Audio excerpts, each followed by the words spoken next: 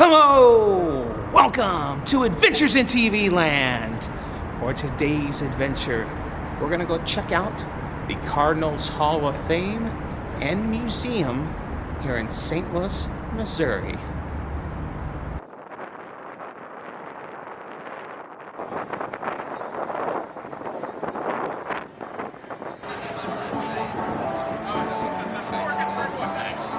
Kid there, it's got the wrong sport.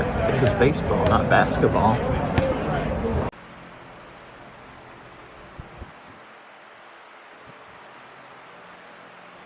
This was the banner that hung from Busch Stadium after the Cardinals won the World Series in 2011. This is a Stan Musial mural made from almost 6,000 Rubik's Cubes.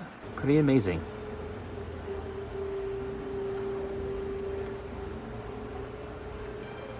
The ribbon cutting of this new museum was on April 7th, 2014. Several former Cardinals players and managers were on hand, including, looks like Mike Shannon, Ozzie Smith, Whitey Herzog, Lou Brock, Bob Gibson, Red Schoendienst, Tony La Russa, and Bruce Sutter.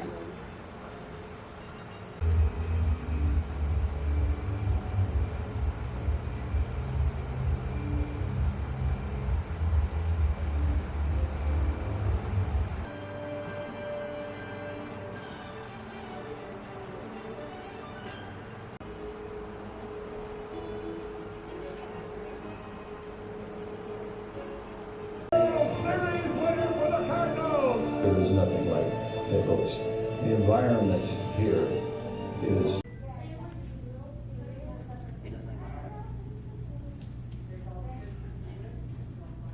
Now this map here shows all the different professional baseball parks that were found in St. Louis, including the ones from the National Negro League.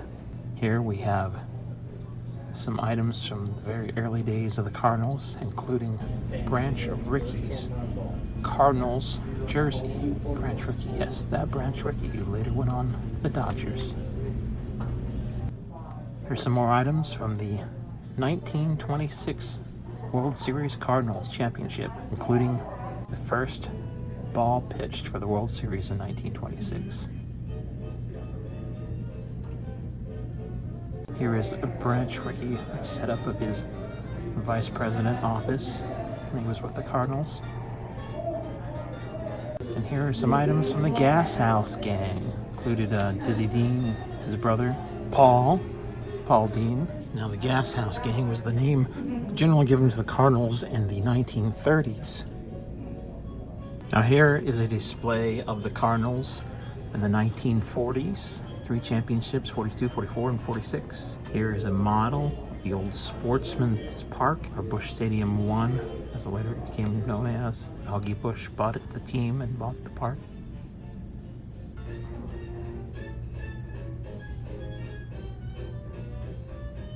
Some items from the Cardinals in the 1950s and the 1960s.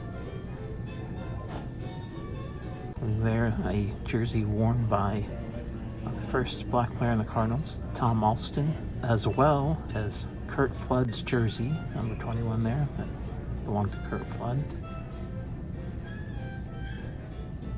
You can see here, these items here, these is one of many displays here really throughout the museum to Stan the Man Musial, perhaps the most famous Cardinal. Now here we have some items from the St. Louis Browns. The 1944 World Series was between the Browns and the Cardinals, including we have a scorecard from the 1944 World Series. And here is a program from the 1944 World Series, as well as some other items, various sundry items.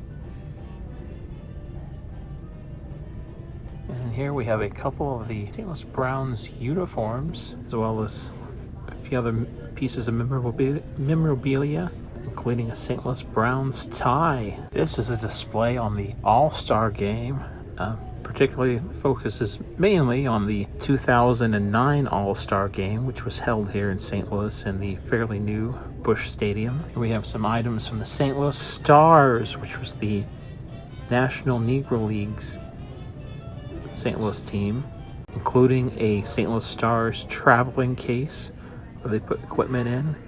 and a ticket from one of the St. Louis Stars baseball games.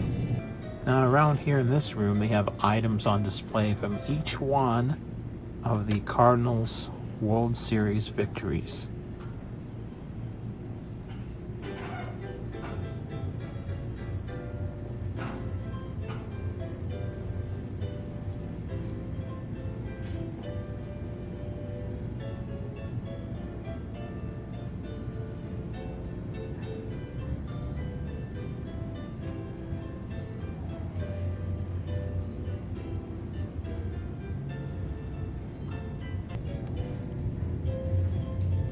This is an actual game glove worn by Bob Gibson in the 1967 World Series. There's Bruce Sutter's, one of his jerseys from the 1982 World Series. Here's a model of the old Busch Stadium, also known as Busch Stadium or Busch Stadium 2. And here we have some artifacts from the late 1960s through the 1970s Cardinal seasons. Here, a display of Whitey Ball, which was the Cardinals era of 1980s when Whitey Herzog was their manager. Now, some of the items here on display are from the 1998 home run chase between Mark McGwire, the Cardinals, and Sammy Sosa of the Cubs. And there is the home plate when Mark McGwire crossed after he hit his 62nd home run. Here are some items from the Cardinals in the 2000s. I just like this room, display of this room, because if you look at the ceiling, it reminds you of the old arches in the old Busch Stadium. Now this here is a display to Allie Mae Schmidt, who basically designed the original Cardinals design. She made... Right, here are some items from the early 2000 teens and on of Cardinals. This is a model of the current Busch Stadium. And here are the Cardinals' all-time leaders for all kinds of various things, from average hits, home runs, saves, strikeouts, and so on and so forth. Some impressive numbers on some of those. Now we are outside of the museum. I'm going to check out the Cardinals Walk of Fame. Cardinals Walk of Fame.